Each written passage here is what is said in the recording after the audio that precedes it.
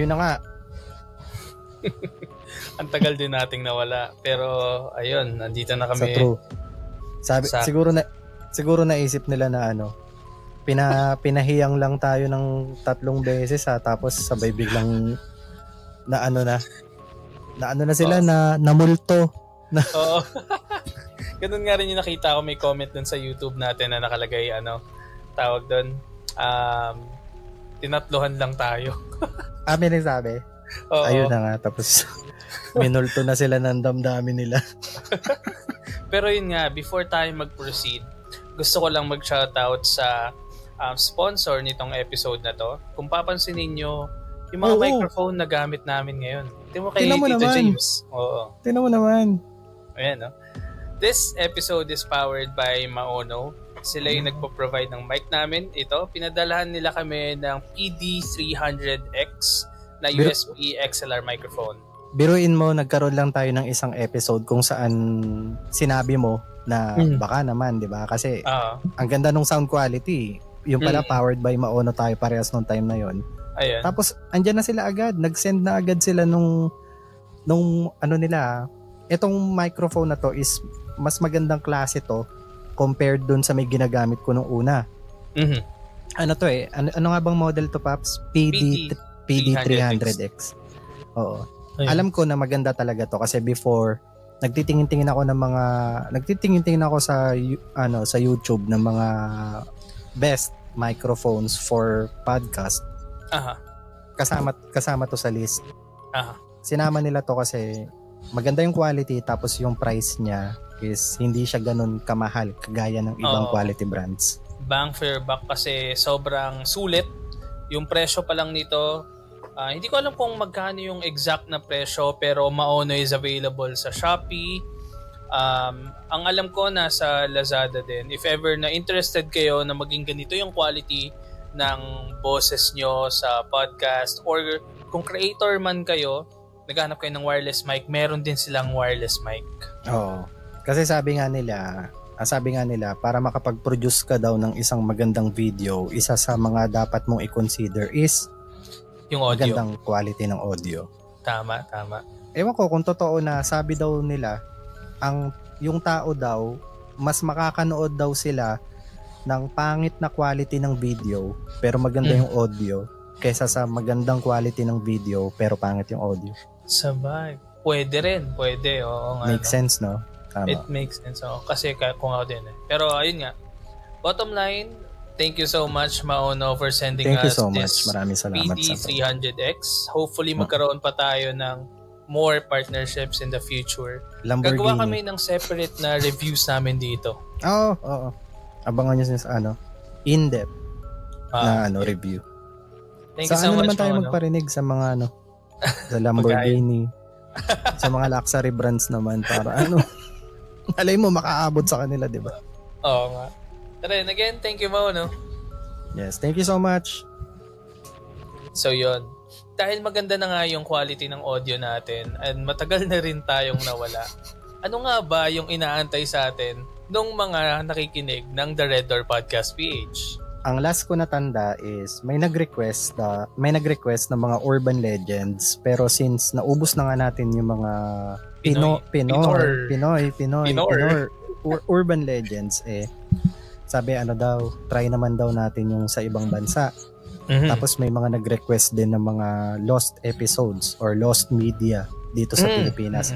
Actually, nakapanood ako ng isang video before. Ang dami palang maiko-consider na lost media dito sa Pilipinas. At saka minsan nagkakaroon ng confusion.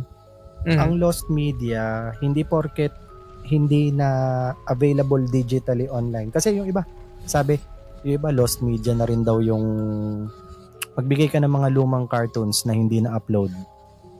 Like, kunwari, sabihin natin example lang to para sa mga batang 90s.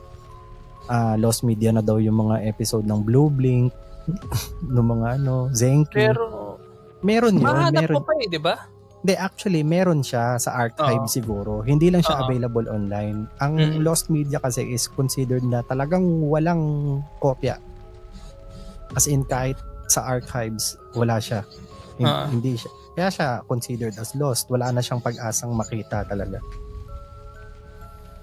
Pero dun sa about sa urban legend, meron ka bang mga na-search or mga nahanap? Ayun, actually sa urban legends, meron akong nahanap dito. Pero before tayo mag-proceed pala, meron palang shoutout yung mga nagko-comment sa Spotify. Ito okay, yung last okay. Ako hindi kasi ako nakapag-check ng Spotify kasi wala kasi akong Spotify. Tsaka hindi ako gumagamit ng Spotify. Sa YouTube meron ka namang naka-live naka-premiere tayo doon di ba? Oo. Pero yun nga, ito sa Spotify, nakita ko last time, shoutout kay Paeng 2K. Nakikinig daw siya sa atin kapag nasa long drive siya. Ayun, shoutout nice. Sa'yo. Ibig sabihin may kotse yan. May kotse, nga. Baka naman. Ayun, yun lang. Pero alam ko meron pa. I-check namin yung mga Spotify comments or YouTube comments. Comment kayo sa next na episode. Shoutout kami or may mention namin kayo. Pero ayun na nga. Meron ka bang mga nakitang doon, comments about suggestions kung na parang gusto namin mapakinggan to, gusto namin i-tackle nyo to? May mga ganun ba? Last na nakita ko is mga true crime True crime talaga yung iba. Tapos mga urban legends din, syempre yung mga ginagawa natin dati. Pero ayun, ito nga. Isa to sa mga urban legends na basa ko nung nag-search ako about sa Japan. I'm sure alam mo to or kung familiar kayo sa Japanese na urban legends, alam nyo to. Pero the way na kinuwento to is para siyang found footage. Okay. Na setup. Kapag nag-search kasi ako sa Japan, hindi urban legends ang hinahanap ko Ano yun? May code? May code ba yan? Ayun, ito.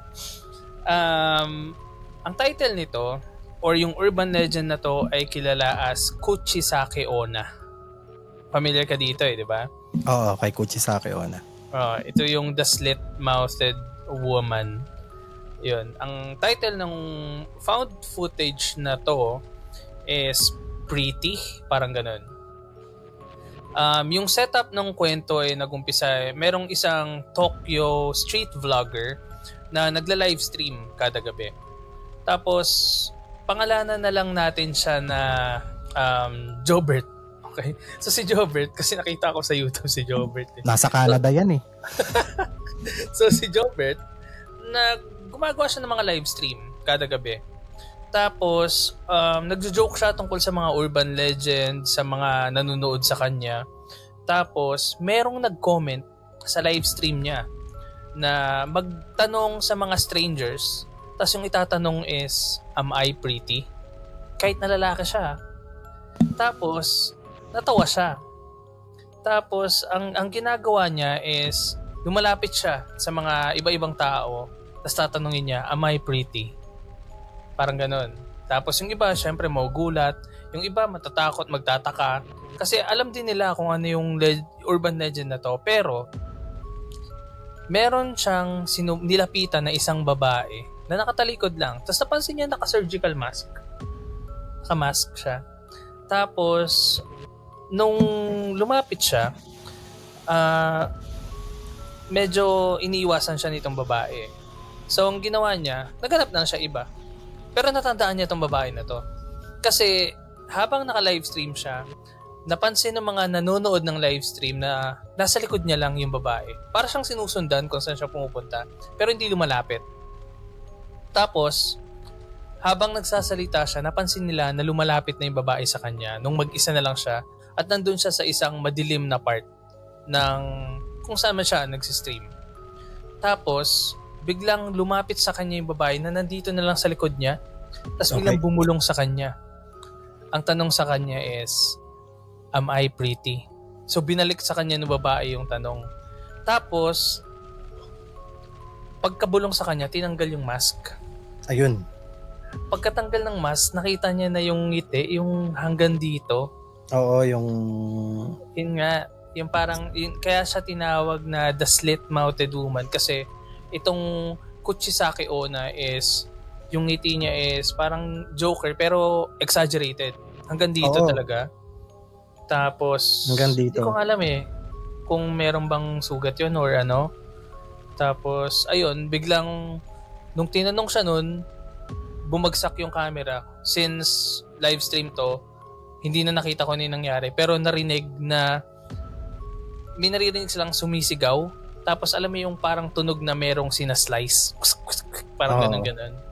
Tapos yun, doon na natapos yung kwento. At saka required talaga yan. Basta ganyan mga style na found footage. Hindi pwedeng hindi babagsak yung camera sa dulo niya. Oo. Doon nila malalaman na, ay nako, nakuha lang tong camera na to. Oo, diba? Ganun naman lagi Pero, may nagsasabi kasi, may nabasa kasi ako dati about dyan sa may Kuchisake Onna na yan or yung slit-mouthed woman. Yan? Wala daw, may version yan na wala ka daw kawala. Wala ka daw kawala sa tanong niya na kapag tinanong niya na I am pretty. Pag sinabi mong oo, kahit ganun yung mukha niya, may insulto siya. Papatayin ka pa rin niya. Kapag sinabi mong hindi, magagalit siya. Papatayin ka pa rin. Ang naalala kong parang pinaka-pangontra dyan, sasabihin mo daw yung pangalan ng boyfriend niya. Kasi may parang pinaka-backstory pa yan si Kuchisake Onna kung bakit siya naging ganon. Pero wait lang, nakalimutan ko yung title ng isang movie na ito.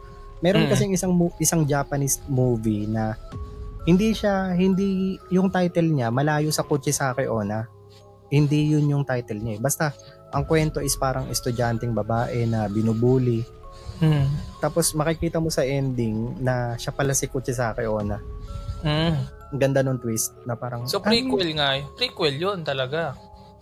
Oo, kasi Kuchisake pangalawa na to.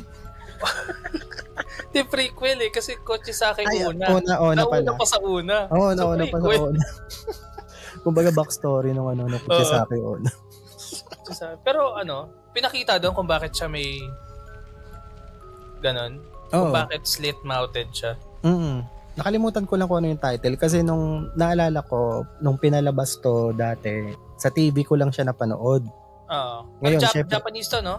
Oo, Japanese. Ngayon, syempre, hindi ko naman siya naumpisahan. Nanonood lang ako. Pero, nung time na pinapanood ko siya, alam ko na yung kwento ni Kuchisake Onna. Pinapanood ko siya, akala ko ordinary, horror. Tapos nagulat ako nung pinakita sa ending na nagkaroon nga siya nung ganun. Tapos sabi ko, ang galing. Ito pala yung backstory ni Kuchisake Onna. Ewan ko lang kung mahanap mo ngayon. Basta... Ito, nakita ko carved. Ayan ata yun. Ayan nga ata yun. Tingnan mo nga kung... The slit-mouthed woman. Tingnan mo nga kung ang mga eksena dyan is mga estudyanteng babae. Kasi kung mga estudyanteng babae yan sa isang university, yan na nga yun. Yan na nga yung tinutukoy ko. Hindi ko makita sa sa picture. Pero parang, parang. Yan nga yun. Yan nga yun. Nice. Carved. Ayun. Yun. So, yun si Kuchisake Onna or the slit-mouthed woman. Kung meron pa kayong mga alam na kwento about doon, share nyo lang sa comment section. Pero kayo, pag tinanong kayo, anong gagawin nyo? Am I pretty? Kung tanungin ka ng am I real? 214. Sabi mo, do the words I speak before you. Well, eto malala. Yun, Kuchisake Onna lang. Ito, 214 na to. Ano ba tawag dyan? Napansin ko lang, yung urban legend sa Japan is naka-base din talaga sa culture nila. Diba, alam naman natin kung gaano ka weird yung mga Japanese. Hindi ko sinasabing weird na yung mga personality nila, diba? Pero magaling sila mag-isip ng mga ideas na weird pagdating sa mga commercials, sa mga palabas, sa mga trends, diba? Nakakatuwa yung mga urban legends sa Japan, mga weird din. Merong akong alam na isang urban legend sa Japan, yung may tissue paper. Ewan ko, baka isa rin ba ito yun sa ba yung may kumakanta? Hindi, meron yung may tissue paper Papipiliin ka kung red or blue. Ay! Oo. wala ka ding kaano doon, di ba? Wala ding kawala yun. Nag-ano daw yun sa mga CR. Oo. Tapos, aabotan ka ng tissue, 2 red or blue. Diba? Grabe ka weird yung mga... Iba pa ba yun sa ano? Kasi parang isa yun sa nakita ko. Iba, hindi ba yun si Hanako-san? Hanako-san? Wait lang. Hanapin ko. Parang Hanako-san? Hanapin ko kung saan muna. Saan? Ay, nako. Ay, Hanako-san. Iba pa ata to. Hindi ko masyadong kabisado yung mga urban legends sa Japan eh. Di ba meron pa yung matangkad? Yung? Di ba meron pa yung matangkad yung mahaba? Parang yung Slenderman nila? Oo. Na babae. Pero babae yun. Oo, babae. Oo. Parang kamukha niya yun dun sa may sa may light shop na Korean series. Korean. Hindi ko pa napanood yun, pero... Ako din, di pa. Nasabi sa akin maganda daw. Pero hindi ko maintindihan sa mga sa mga Korean horror movies at series. Bakit lagi silang nanghihiram sa Japan ng mga nila, entity? Napanood mo na Exuma? Exuma, 'di ba? The Wailing. Puro Japanese doon eh. Sa The Wailing, Japanese yung kalaban. No? Sa Exuma, Japanese din. Japanese, Wala ba silang sariling Wala ba silang sariling mga horror, no? Wala, parang wala eh. Wala, nasa north lahat eh. Andun ang tunay na horror eh. Oo. Rinig na rinig yung manok ko rito eh, nagtititilaok eh. Hindi ko naman narinig. Ay, hindi ba naririnig? Sa akin narinig. So, ibig sabihin, ganun kaganda talaga yung microphone nung Maono. Na parang meron siyang automatic na noise cancellation. Yung tipong kahit maingay yung paligid ko, yung boses ko lang talaga yung maririnig. So, nice. May idadagdag ka pa sa Japanese urban legend. Ako kasi wala kasi akong na search na Japanese urban legend din. Parang katulad din to nung Kuchisake Onna, pero ito more on sound. Ang tawag dito is yung teke-teke. Kasi tinawag na teke-teke kasi yun yung sound na ginagawa niya. Pangbata to eh. yun na nga rin yung nasa isip eh. Babies. Pang-babies. Pero yun nga, hindi ko alam kung bakit dahil ba yung tunog tikit-tikit ganun. Pero hindi ko alam kung tama din yung basa ko, pero teke-teke yung nakalagay dito. Tapos normally pag gabi lang daw to lumalabas. Tapos malalaman mo lang na nandiyan na siya pag narinig mo na yung tunog. Tapos pag narinig mo na yung tunog, magugulat ka lang kasi lalapit siya tapos kakat ka niya in half. Kaya niya ginagawa yun. And yung backstory daw kung bakit ganun is na aksidente daw tong yung spirit na to, namatay siya dahil na aksidente siya sa train. Parang hindi ko alam kung anong nangyari, kung paano siya nahulog sa train, and then after nun nasagasaan siya ng train tapos nahati siya sa gitna. Hindi ko alam kung lengthwise o crosswise. Pero feeling ko yung tunog din na teke-teke, yun yung narinig niya siguro sa train. Ewan ko kung bakit. Pero ayun daw, since nahati siya sa gitna, yung ang urban legend is kapag may narinig ka daw na ganong sound, yung teke-teke na sound, ayun, parang wala ka nang kawala, mahati ka rin sa gitna. Parang ganun. Malala yung malala yung crosswise, yung lengthwise yung hati Pero hindi crosswise talaga yan si teke-teke. Kasi yun eh. Nakakatakot yan kasi pagapang yan sa'yo lalapit.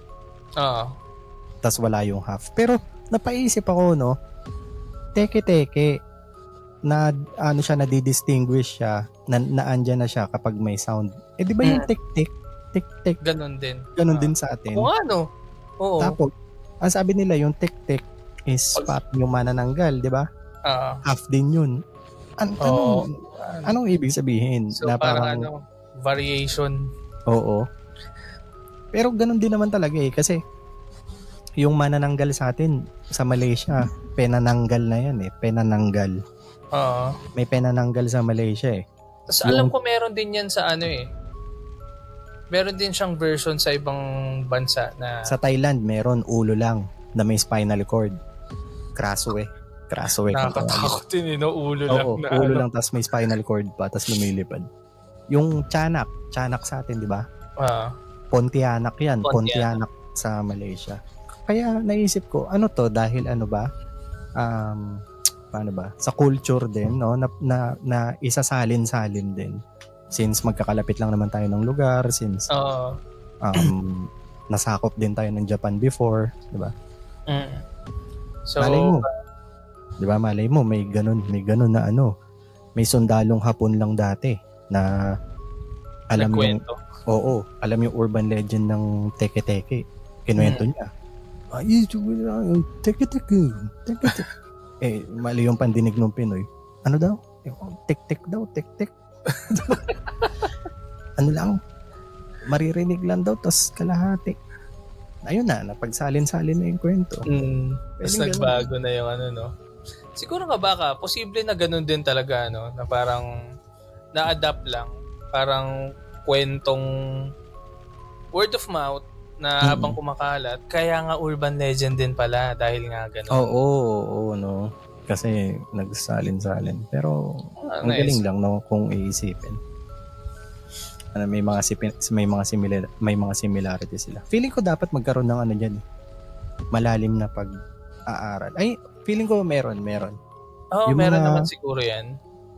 Di ba may sino nga ba 'yon? Yung Pinoy na nag-aaral ng mga ganyan? Si Jaime Licauco. Oo, 'yan. Si Jaime Licauco. Kano niyo si David Licauco? Ewan ko.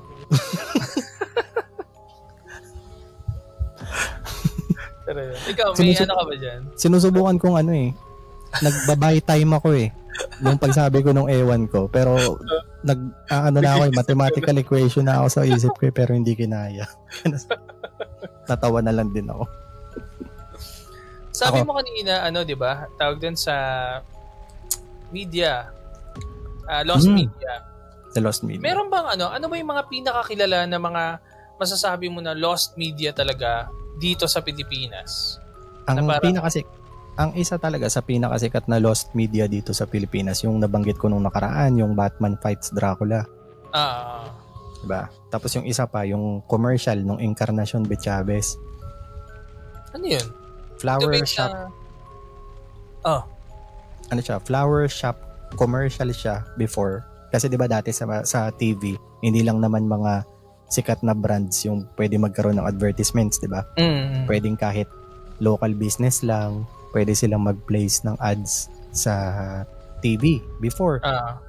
Ang daming nakaka-recall nitong Encarnacion B. Chavez na sobrang daw siya, creepy siya kung papanoorin na commercial. Ang daming natakot doon before. Madalas, may mga nabasa ako na madalas daw siyang i-ere dati sa IBC 13 o kaya naman pagkatapos ng minsan sumisingit siya sa wrestling, yung lumang wrestling pa before WWF o mas yung luma pa WCW yun na yung yung kay Stone Cold. Oo, yan tapos merong parang nag-recreate nung commercial na yon gamit AI. Pag napanood mo, nakakatakot din talaga Ano ba meron sa commercial na yun? Wala, simpleng advertisement lang. Kaso yung mukha nung babae doon sa may last part, yung parang nakangiti siya, tapos may dala siyang bulaklak ata yun. Nakakatakot yung mukha. Pag nakita mo yung recreated na commercial, kamukha ni Sita Astals yung babae. Kaya iniisip nila na baka nga si Sita Astals din yung gumanap doon sa may commercial before. Sino si Sita Astals? Search mo ngayon, tingnan mo. Tapos imagine mo yung mukha niya na nakangiti sa'yo. Parang matatakot. Ano siya, Pinoy? Oo. Anong spell? C? As in C? C-I-T-A tapos Astals. Nasa siya dati? Home Along the Riles. Oh my God, oo nga. Diba?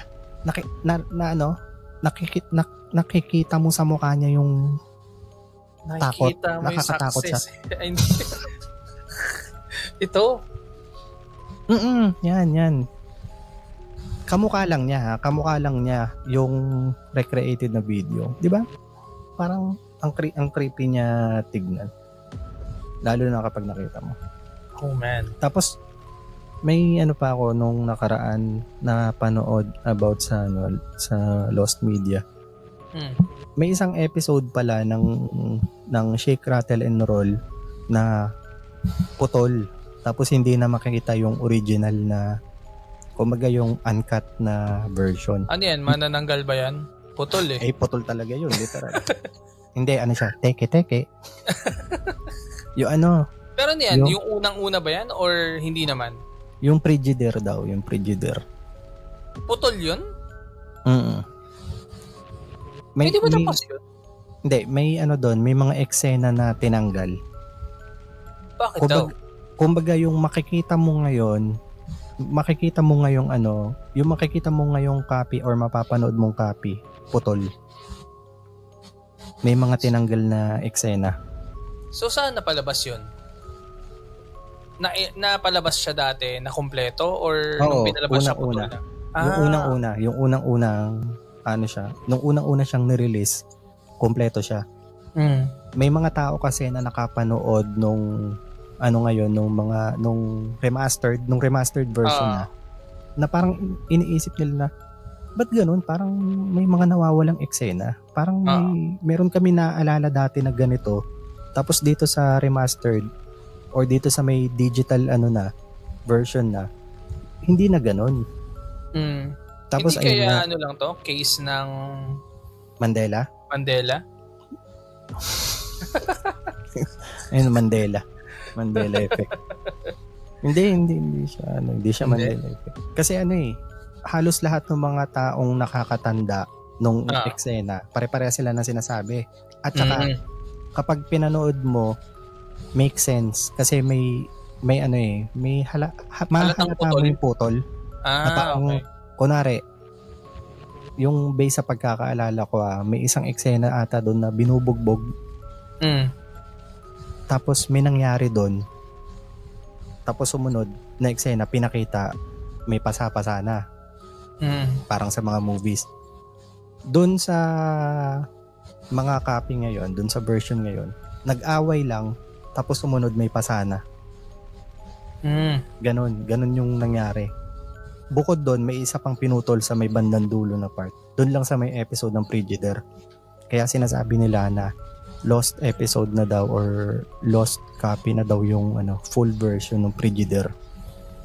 Sa Shake Baka din yan dahil sa censorship din, no? Feeling ko. Kasi yun dati, hindi ganun ka-sensitive yung yung MTRCB ba? O MTRCB sila nun. Pagdating sa mga ganun. Hindi, sobrang sensitive nga dati, di ba? Dati, di ba nakapagpalabas pa ng mga bomba films? Paano, ba't kasi kasi naisip ko sa bagay, tama ka. Pero para sa tao, di ba? Minsan, sensitive para sa kanila yung ganun. Kaya nga yung Kisap Mata ni Charo Santos. Kisap Mata. Ano yun true crime yun na movie. Doon sa may bahay sa may Zapote Street. Pinanood ko siya kasi sabi daw nila isa daw yun sa mga disturbing na Pinoy movie. Tapos nung pinapanood ko, syempre ngayon na natin napanood, wala namang disturbing dito. Pero way back 80s, disturbing siya kasi may topic doon about incest. Kasi speaking parang sige. Sige, parang hindi kasi short story noon. Yung papa ni Charo Santos, hindi doon sa movie, hindi siya parang tutol siya doon sa pagpapakasal ni Charo Santos or doon sa pag-aasawa. Na ang ending inubos niya lahat. Paano inubos? Massacre. Massacre. Charo Santos, yung asawa, pati ata yung nanay, at saka siya, nagpakamatay din siya. Pinaka-simple na hint doon sa movie is may isang eksena doon na parang hinawakan niya sa kamay si Charo Santos na parang yung hawak nung kamay is may mali siya. Ayun, nagkamali siya. Yun, nagkamali siya. Sa isang kisap mata, nagkamali siya. Ayun, yun na yung parang pinaka-clue na... So may gusto siya doon sa anak niya. Baka nga may relasyon pa eh. Okay. Siguro. Pero ano niya yun, natatay na talaga yun Hindi niya yung stepfather lang Kaya naging tutol yun sa pag-aasawa nung anak niya. Ayun, kaya napunta sa galit. Grabe. Parang naalala ko tuloy kasi kagahapon, pinanood ko yung pinakaunang short film. Hindi ko alam kung pinakauna, short film ni Ari Aster. Na parang ganyan din. Strange Thing About Johnsons? Oo. Mm-hmm. The Thing About the Johnsons ba? Tama. Parang ganon. Grabe, sobrang WTF talaga yung yung kwento no? Oo, yung... Parang... Ha? Doon pa lang doon sa no, yung pagbukas pa lang nung pag close up nung kamay tas hawak niya picture ng AirPods niya. Oo. Di ba umpisa pa lang nahuli siya na ayun. Sabi ko. WTF moment talaga yun. Kung hindi pa niyo pa napapanood yung The Strange Thing ba or The Thing About the Johnsons? Basta search nyo lang sa YouTube The Thing About the Johnsons or The Strange Thing About the Johnsons. Short film yun nagawa ni Ari Aster, kilala sa mga movies na Midsommar, sa Hereditary. Sobrang Sige. Ano yun? Sige, go. Ito yung kompletong title, The Strange Thing About the Johnsons. Ayan, tama. The Strange Thing About the Johnsons. Sobrang matagal ko na siyang nakikita na short film siya na sobrang disturbing, which is disturbing nga naman, pero kasi iba yung disturbing na ganung klase. Kasi may disturbing na kadiri, 'di ba? Kadiri. Yun actually kadiri din naman siya, pero hindi yun dun sa madalas nating i-define as kadiri, which is yung gory, mga ganun. Meron kasi meron kasing misconception about disturbing movie. Akala nila pag sinabing disturbing movie is automatic may gore, may violence, di ba? Hindi. Basta anything na makaka-disturb sa'yo. Pero yun. Wait lang, The Strange Thing About the Johnsons. Di ba may ganito rin si PDD? Meron ba siya? Sa About the Johnsons. Baby oil, parang The Strange Thing About.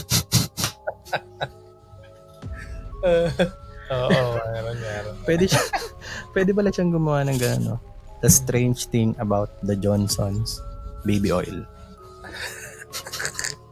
Ayun, sakto. Before tayo mag-proceed, meron palang nag-send sa atin ng kwento. Actually, hindi ko pa to binabasa eh. Sino? Si PDD? Hindi ko alam. Teka, babasahin ko muna. Ayan. Hindi nakalagay ko na... Di ba sabi natin before na kapag magsasend ng kwento, umpisa pa lang sabihin kung wag sabihin yung pangalan nyo. Magbabala. Wala akong makita. So, babasahin ko na lang muna yung kwento. Sige. Saan ko sasabihin ko ano yung pangalan. Pero... ito yung kwento niya. Ang title is Kwentong Kababalagan / My Own Experience. Sinend niya to April 6. Alatang matagal na tayong di gumawa ng Pero ito. Hi, ina-expect niya ina-expect niya parang isisend ko na to. Oo, baka kinabukasan magawa na ng content. So yun, ito yung sabi niya. Hi, Titos. Kumusta kayo? Kaka-follow ko nga lang pala sa inyong FB page. At kayong mga hindi pa naka-follow sa FB page namin, make sure na naka-follow kayo pati sa Instagram. The Red Door Podcast PA, search nyo lang. Tama. Ayun. So, medyo busy ako kaya late ko na ulit napakinggan yung bago nyong episode. And also nga pala, sa phone na lang ako nagtatype ng email kaya excuse na lang po yung way ko ng pagsusulat at parang text message lang. Nakasanayan kasi. Nga pala, last email ko ay tungkol sa province ng lola ko at ang experience ko doon. Nabanggit ko before na medyo nababarkada ako kaya ang ending ay nahinto ako sa pag-aaral at nagsimula makilala ang nightlife. naging lead vocalist sa banda at yun na nga ang naging trabaho ko at side hustle ng matagal na panahon. I was 19 na magstay ako sa Bulacan dahil doon kami maraming gigs nung mga panahon na yon. Kaya minabuti ko na lang na mangupahan. Dalawa nga pala kaming nakatira sa apartment. Kasama ko din yung isang vocalist namin. Siyempre, hindi maiwasan magkaroon ng love life nung mga panahon na yon. So, meron akong boyfriend noon na siyang sumusundo sa amin after ng gigs. Since meron naman siyang owner type na jeep, don't know if alam nyo pa yon or familiar kayo sa ganon, klaseng sasakyan. Di ko alam yun kasi naabutan ko, Wigo na eh. Ako nga, namulat, Tesla na eh. Pero ayun, owner type na jeep, di ko alam yan. Ano bang itsura niyan? Joke lang, alam namin yan. Pero ayun, this time, yung pinagtugtugan namin ay malapit lang sa munisipyo ng Paumbong. Resto bar siya at until 12 midnight lang talaga siya nag-ooperate. So mas maaga ang gig namin doon at before 12 midnight ay tapos na agad kami. This was many years ago kaya carry lang until 12 midnight. Now kasi hanggang umaga na mga resto bars. So back to the story. After ng gig namin that night, nawala ako, sinundo na ako ng boyfriend ko. May dalawang daan papunta sa apartment namin. 200, joke lang. Isa, yung tinatawag na rampa, kasi nga pataas yung daanan, at yung isa naman ay diretso lang. Wala kasi pwedeng gawing U-turn na diretsong daan, kaya ang boyfriend ko ay sa rampa dumaan. Dahil mas malawak ang kalsada doon at hindi siya mahihirapan pag U-turn pa uwi sa kanila. Yung apartment din namin ay nasa ibaba at need pa namin bumaba ng pilapil bago makarating sa likod ng bahay. Nung saktong nasa pintuan na kami ng apartment, narinig namin ang tahulan ng mga aso at biglang huminto, sabay dinig namin ang malakas na tunog ng tila ba kabayong tumatakbo. Nagkatitigan kaming tatlo at nagtatanungan ang mga mata namin kung ano nga ba yung narinig namin na yon.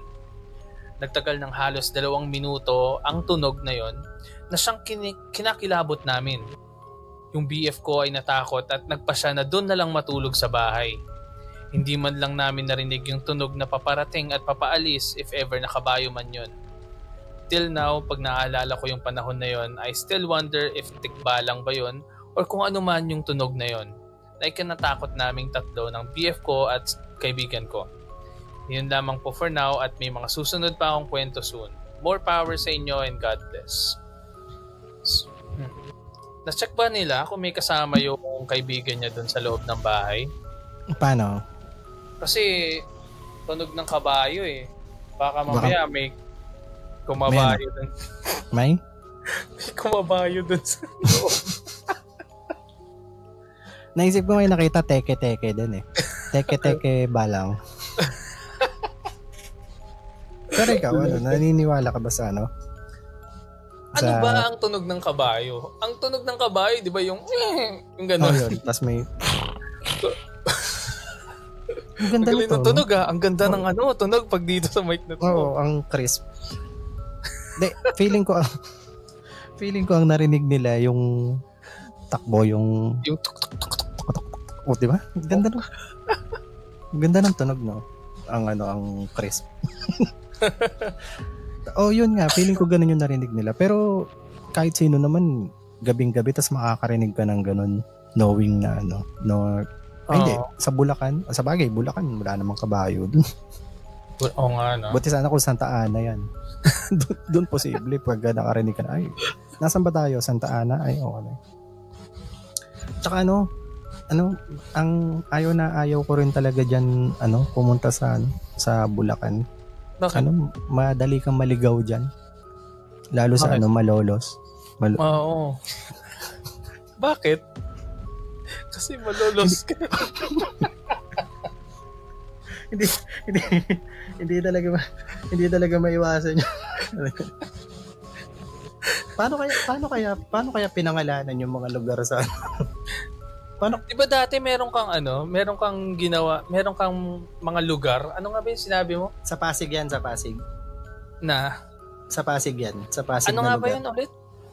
Kasi Sabi ko, paano ba, sa mga, sa mga nakikinig, sa mga taga-Pasig, baka ngayon lang ito maririnig. Ano yan, yung mga lugar dati sa Pasig, walang pangalan yan. Walang mga pangalan yan. Tapos nung parang dumating na yung araw na kailangan silang pangalanan, nahirapan sila mag-isip. So napagdesisyonan nila na pangalanan na lang natin kung ano yung unang puno na makikita nila. Sabi, may mangga dito. Sige, ano nga? Manggahan. Ito, ano to? Nyog? Kanyogan? Nagtuloy-tuloy yun. Hindi ko na alam kung ano iba pang lugar. Basta doon nila binase. Ginawa rin yan sa Bulacan, doon sa may kawayan. Kasi parang wala akong nakitang puno, may kawayan. May kawayan Bulacan. Parang doon na sa may last na lugar sila nahirapan. Kasi may puno, pero hindi nila alam kung ano yung prutas. Unidentified. Ayun, napagdesisyonan na lang nila na, ano papangalan na lang dito? Ano bang tsura ng puno? May bunga pero hindi natin alam kung ano pangalan. Sige, yun na lang. May bunga. Ano ba yung ayun yung parang pinaka-history ng mga lugar sa Pasig. Napa-search ka tuloy. Alam ko may Sampalok nga rin May parang Sampalok nga rin at sa Pasig. Manggahan. Barangay ba yun? Kanyogan, diba? Sampalok. Mga barangay yan sa Pasig Feeling ko. Oo, barangay. Oo nga. Meron. May Kalawan. May Sampalok? Bakit Imagine mo kung ano yung nakita nila sa Mercedes, Paps. Kung bakit nila ano yun? May kotse? May owner. Nakita yung owner. Paano to? May lugar, merong barangay sa Pasig na Sagad. Alam na kung ano yung nakita. Tapos meron din Malinaw. Di ba? Ang kulit Excuse me. Ang kulit nung nung mga lugar no. Meron din Ugong. Hindi ko alam kung paano nila yun. Sa Ugong wala silang nakita, narinig lang.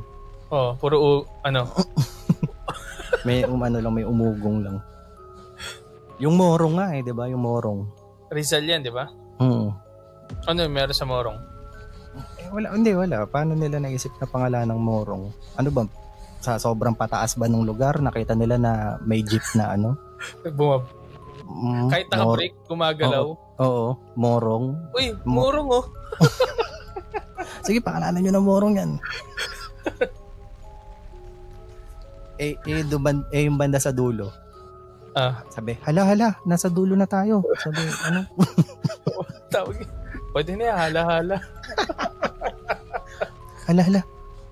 Dulo na to tubig na tong kasunod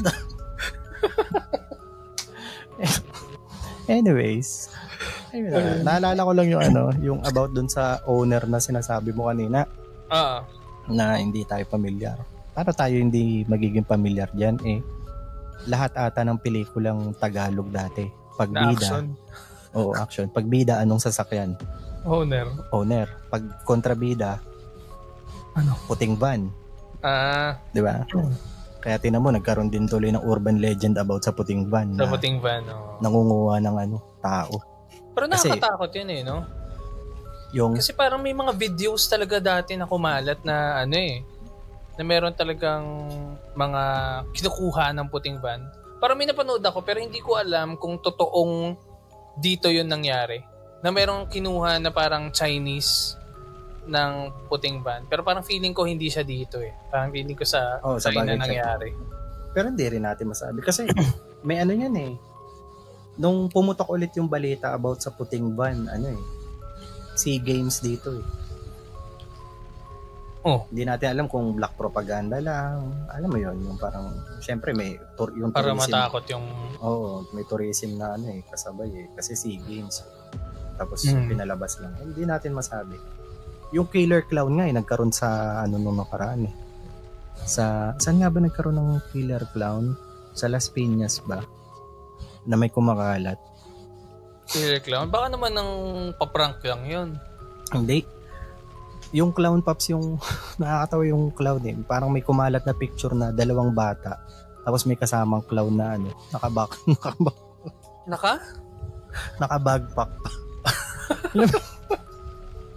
Tapos yung alam mo yung medyo bura-burado na alam mo yung galing gig tapos pauwi na.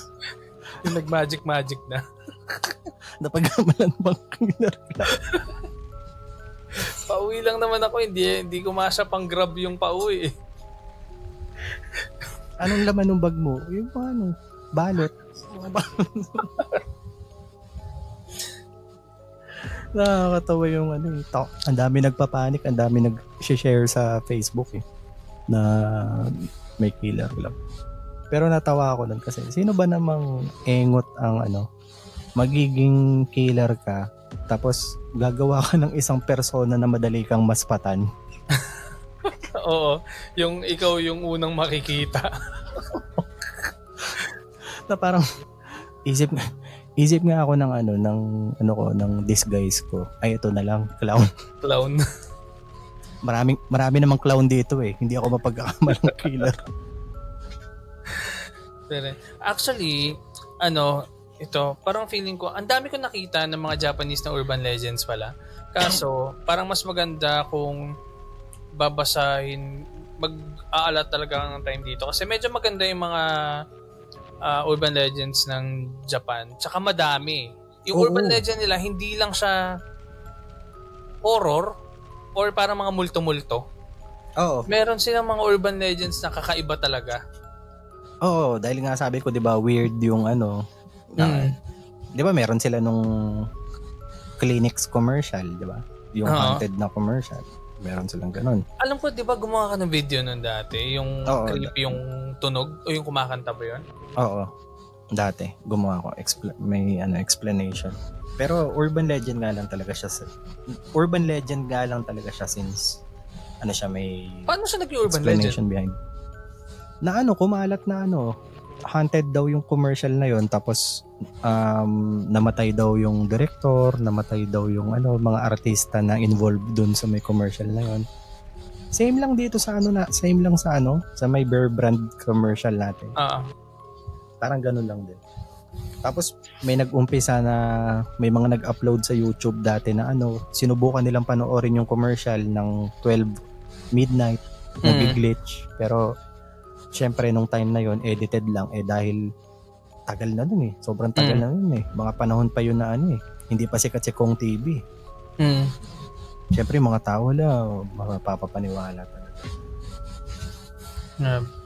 Nga pala, meron pala tayong invite sa upcoming na movie. Na meet ko last time si Yasi Pressman for this movie. Niya pala horror movie to. Unang horror movie niya. Title ng horror movie na to is Isolated. Napanood ba na trailer nito? Hindi pa. Yan.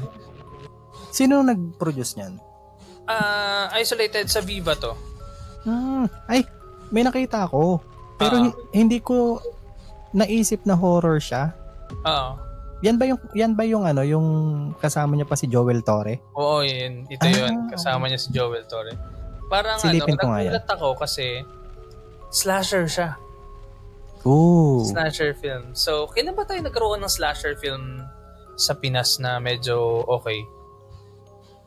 Ang Malyari ba matatawag mo na slasher? Yun magkakahalong genre yun slasher to supernatural kasi yun Oo. Pero kung masasabi nating slasher talaga, pero hindi fiction, yung mga yung mga lumang movies dati ng mga massacre. Considered as horror pa rin naman yun Oo. Ano ba yung mga ganyan? Kasi ang tagal na Alam mo last time, pinanood ko yung Sa Aking Mga Kamay ba yun? Oo, yung Katleya? Yung kadugtong ng Katleya. Aga Munak yan, di ba? Oo, ang galing ni Aga dun, sobra. Parang kung nga ba yun? Uninvited, kung gaano siya kagaling sa Uninvited maging killer. Napanood mo yung Uninvited di ba? Oo. Pero hindi ko pa napanood yung Ano yan? Sa aking mga kamay. Etong silong, napanood mo na to? XP lane yan, di ba? Sa ML. Oh, yun nga sana. Sabi ko, hindi yung nagta-top lane, ha? Silong, Piolo Pascual, Rian Ramos. Maganda daw yan. Bago ba yan? Medyo matagal na. Pero Silong? hindi ko alam kung slasher siya. Saan siya mapapanood? Kasi Yan yung ang hindi. mahirap eh. Parang minsan ang hirap hanapin ng mga Pinoy, mga Pinor Teka, search ko Silong, tingnan ko sa letterbox. Oo nga, ito ay bakit short film to? Ito si Piolo ba to? Oo, Piolo tsaka Rian Ramos. Maganda daw yan, pero nakalimutan ko kung slasher ba siya. Yung dalaw nga ni Katrina Halili, hindi ko mahanap eh. So pwede siya palang panoorin sa iFlix tsaka sa i1TFC. Okay. Panoorin ko ngayon. Hanggang nagulat ako, si Jeffrey Hidalgo pala yung director nito. Jeffrey Hidalgo na... Yung artista din. Oo. Yung pinsan ni Judy Ann. Pinsan ba ni Judy Ann? Hindi ko alam kung pinsan niya eh. Parang kung ano-ano na lang yung mga trivia na binabato ko. Ang kwento niya, may doktor na nakilala si Valerie sa gitna ng daan. Tapos pinatira niya sa kanila. Tapos parang nagkaroon sila ng relationship. Parang horror ba to? Ano ata? Suspense thriller, parang gano'n. Baka nga kaya silong. Kasi? Okay. Kasi parang pinatuloy niya sa kanila. Pinasilong, okay. Oo. Parang gano'n. Tapos, inultihan niya ng silong.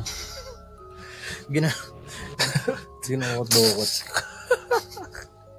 Ay nga pala, napanood mo na yung Black Mirror? Hindi pa ulit. Kasi hindi pa ulit ako nakakapanood ng Black Mirror ngayon. Ang last ko siguro na panood sa Black Mirror ay yung movie pa, yung Bandersnatch, yung interactive, yung ikaw yung pipili ng next na eksena. Tapos nun, hindi na ulit ako nakapanood. Pinanood ko, may mga ilang episodes akong pinanood sa season 7 na nagandahan ako. Kung gusto mong panoorin ulit, ang ganda nung episode 2 ata yun, yung Betty Noir, yung title. Tungkol siya sa isang babae na nagtatrabaho sa parang food din. Gumagawa siya ng mga bagong flavor ng mga desserts, parang cookies, mga ganon. Tapos merong siyang ka-schoolmate before na pumasok sa work niya.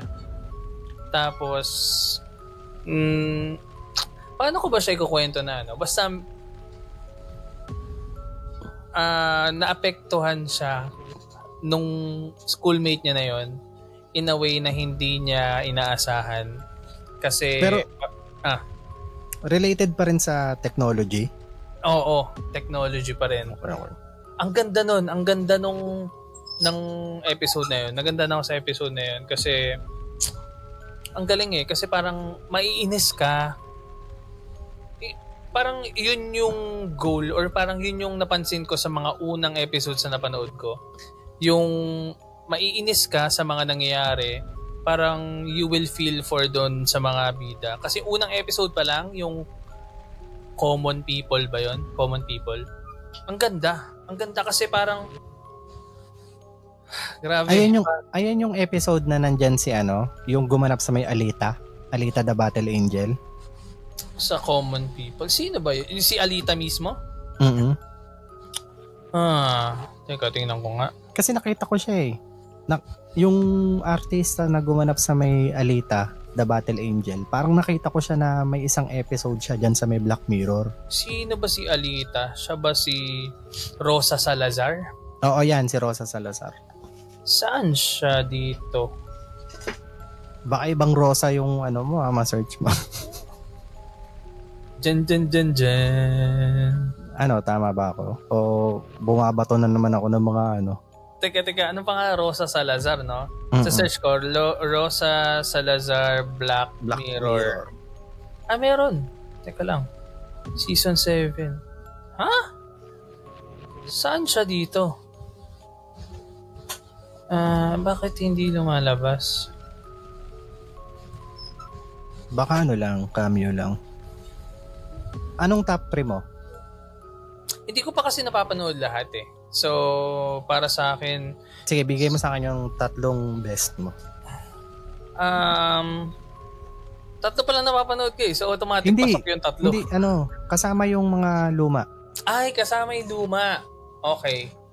Para sa akin, nagustuhan ko yung kwento nung San Junipero. Okay, madami din may gusto dyan. Ano nga ba yun? Hang the DJ ba yun? Hindi ko paalala yung kwento niyan, pero ang dami nga rin may gusto dyan. Hang the DJ, tapos yung pinakaunang episode yung sa Presidente. Yung may baboy. Yung may baboy. Grabe yun. Kasi parang yun yung ito pala yung Black Mirror. Diba? Oo, yun yung parang nagpakilala saan sa Black Mirror. Kasi una sinabi sa akin, nung una ko napanood yan, sabi, try mo lang panoorin isang episode lang. Tapos pinanood ko sa parang magpapatuloy-tuloy ka na. What the tuloy-tuloy na. Ako ang 3 favorite ko, pero hindi ko alam ang title. Pero pag sinabi ko yung description, alam mo na ito yun. Una yung PDF na bata. PDF file na bata. Yung may nakatingin sa camera niya lagi? Oo, yun. Isa. Nosedive. Nosedive? Yeah. Ganda rin yun. Diba? Tapos pangatlo ko yung paulit-ulit siyang nagigising. Yung White Bear? White Bear ba yan? Yan ba yung title niyan? Basta yan. Yung may mga nanonood sa kanya? Oo, yan. Oo, grabe.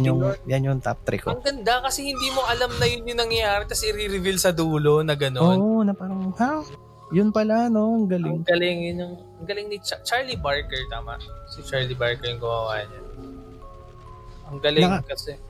Nakakatuwa nga yun eh. Kasi diba, nakilala lang naman natin yung Black Mirror na yan nitong pandemic na lang eh, diba? Nung sobrang umuso yung Netflix. Biruin mo yung season 1, episode 1, ang tagal na pala nun. Check mo kung anong taon yung season 1, episode 1. Wait lang, nagduda rin ako sa sarili ko. Ba't ko ano na mga pinagsasabi kong ano? Kumagana na yung Black Mirror mo din. Kaya nga eh. Tingnan ko nga. 2011, Paps. Kailan nagka-pandemic? 2020. 2020. 2020? So, 9 years ago nung pandemic. Ayun, Charlie Brooker pala. Anong sabi ko?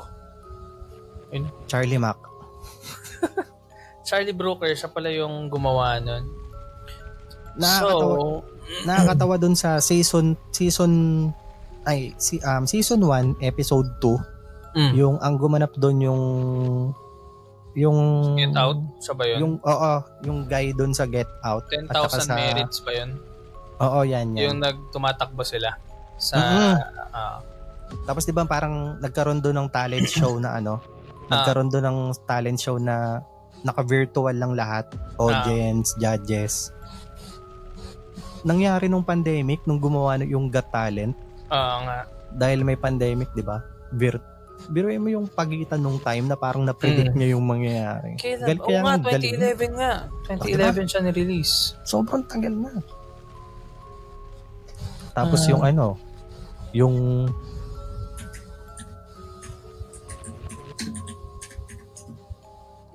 Nosedive na episode 2016 na nagre-reflect na siya sa nangyayari ngayon. Na parang kung tao ka na marami kang followers, di ba?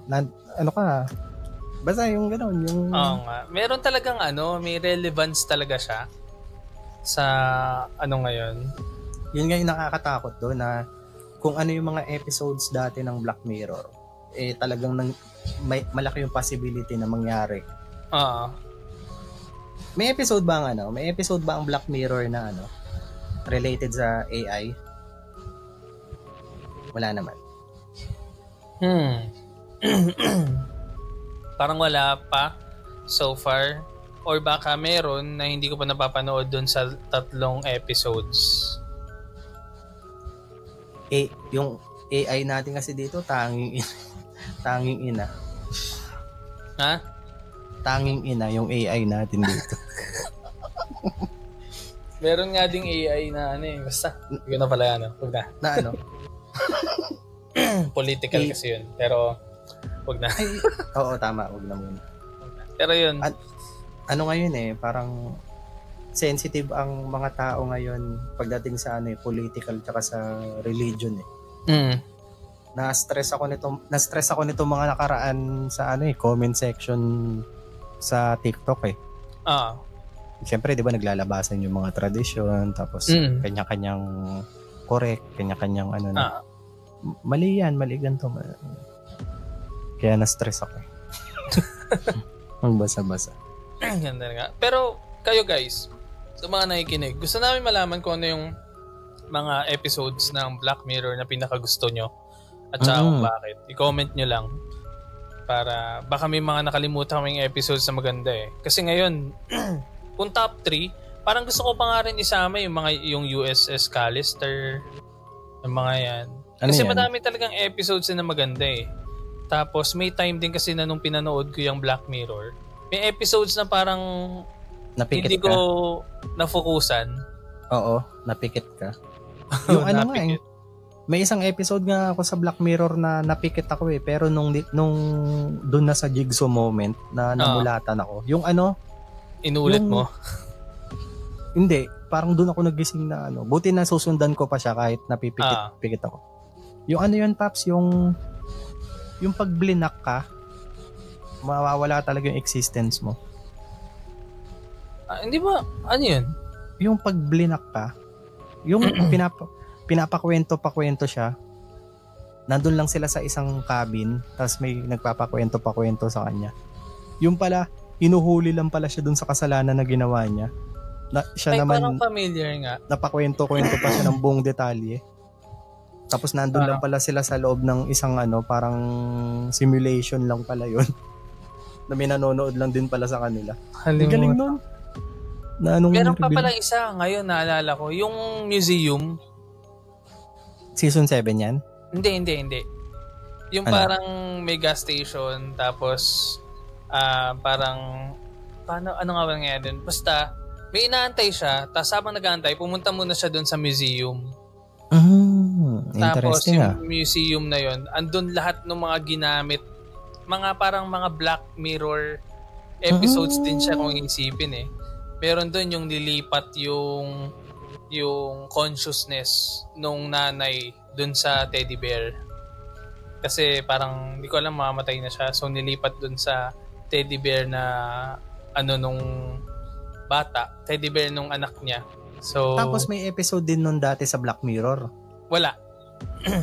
Ay, wala. Pero meron din doon, may mga pinakita doon ng mga parang mga artifacts na nagaling doon sa Ang galing Easter eggs, Black Museum ba yun? Ano nga ba yun? Nakalimutan ko Pero ayos. Yun yung maganda Season 3 ba yun? Nose, Shut Up and Dance and Junipero. Guys, panoorin nyo yung yung Rabid ni Eric Mati. Parang yun Black Mirror Pinoy version na may horror touch. Rabid. Kasi yung pang-apat na episode doon, yung kay Donna Cariaga, di ba? Yun yung una. Yung grabe. Susunod ka. Pero yung yung ika-apat na episode, yung pag-pop up ng mga messages. Black Mirror yung dati. Yung ba yung nagbebenta online selling siya? Yung may kare-kare recipe. Kare-kare, nagiging teke-teke.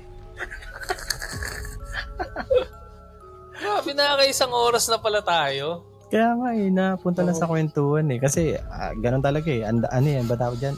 Ang dami nating baon na kwento. Ang daming natambak. Napunta lang tuloy.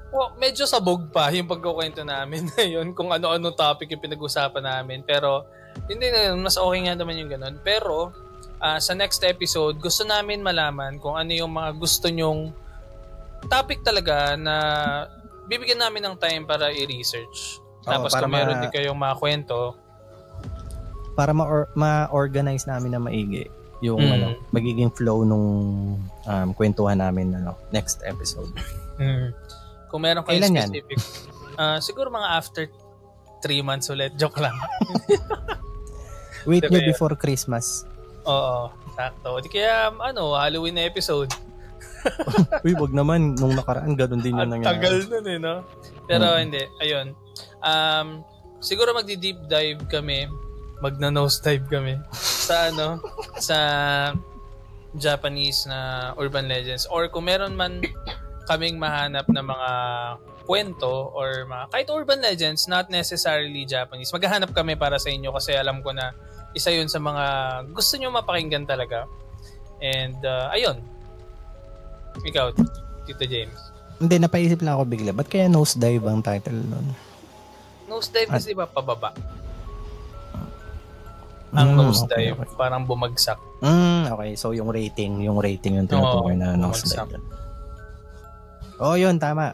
Kung gusto nyo rin na pag-usapan yung request nyo na mga lost media, sige, magko-compile ako. Pero hindi ko hahanapin pag-uusapan lang natin. Kasi sobrang sakit sa ulo nun yung papahanap niyo sa akin. Papahanap niyo sa akin yung mga lost media, sobra. Pero gumaganda ba yung mga archive.org, yung mga ganun? Ako kasing ginagamit ko yung Wayback Machine. Pero na-access talaga? Na-access lang yung hindi siya fully access. Para kasing ang nangyayari, yung mga HTML na version nung page, yun lang yung nasi-save. So minsan, hindi siya accessible. Nakikita mo lang kung ano yung last na itsura nung website. Okay. Kasi sinubukan ko yun sa SFAGs. Kasi di ba yung SFAGs, wala na. So, Wayback Machine ko siya. Pinunta ko siya dun sa may date na marami siyang yung daming kwento. Timeline kung saan marami siyang nag-access. Pag pinindot mo yung iba, hindi lumalabas yung picture Wala. Fragment na. So ayun, hindi rin siya. Yung archive.org, hindi ko pa nasubukan, pero sige, try ko. Hanapin ko yung Pinoy Exchange. 'Di ba sabi ko nga, doon sa may Pinoy Exchange, meron doon parang dating thread. Kasi before Reddit, before 4chan, may Pinoy Exchange. Nauso muna yung mga forums. Meron dating Pinoy Exchange, nagkaroon doon ng thread about urban legends. Ang daming comments nang alam nila ng urban legend. Doon ko nga na nabasa yung isang urban legend na parang parang obscure siya or baka hindi talaga siya nag-i-exist. Yung about dun sa may Santo Niño na sabi daw, di ba nakaganyan yung Santo Niño? Na pag nakita daw na tumaas yung ikatlong daliri, signos daw yun na magkakaroon ng World War 3. Ay, di ba? Parang, may ganun ba? Kasi, kaya daw siya nakaganon kasi natapos na yung World War 2. Pero pag oras daw na gumanon, ayun. Signos daw yun ng World War 3. Gumanon. Wala na. Kahit si Rudy Baldwin, hindi mapipigilan yan. So yun, siguro i-wrap up na natin tong episode na to. Again, this episode is powered by Maono. Thank you so much for sending us this PD300X USB XLR dynamic microphone. And kung ano yung naririnig nyo na quality ng boses namin ngayon, dahil yon sa Maono. Thank you so much, Maono. Paano? Maono na ako sa'yo. Ayan, kita-kits sa next episode. Mag-schedule agad kami. Don't worry this time. Kasi parang Black Mirror to. 3 episodes lang. Tama. Tapos season break. Tapos na naman, babalik na naman. Pero ayun. And kung hindi pa kayo naka-follow sa mga social media pages namin, The Red Door Podcast PH, sa lahat ng platforms, Spotify, Facebook, YouTube, Instagram, and ako sa Facebook, Instagram, and TikTok, Tito END. Ikaw, Tito James? Same lang, lahat na to ng social media, Instagram, Facebook, YouTube, TikTok, lahat yan, Tito Jamesu lang. Pati sa OnlyFans daw, Tito Jamesu. Oo nga pala, hindi ko pa pala. Ang init, sakto, summer pa naman ngayon, di ba? Kailangan natin ng mga OnlyFans. Ayun lang. And guys, maraming salamat sa panonood. Kita-kits sa next episode ng The Red Door Podcast PH. Thank you so much guys. Bye.